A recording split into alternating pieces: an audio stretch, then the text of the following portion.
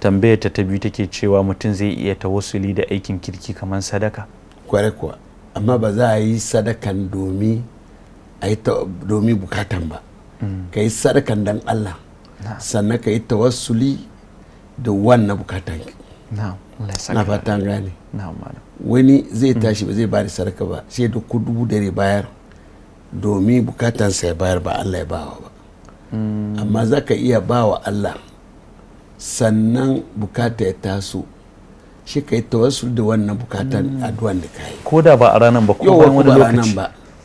Dama wani inda yana sai addu'a bukata ya kama, ofis ya je yanka rago.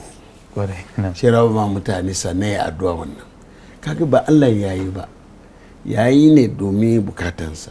Amma da ka yi ne don Allah, sannan ka yi tawassul da wannan ibada, wannan shi ne daidai. Na'am, Allah ya saka da alheri. Na'am.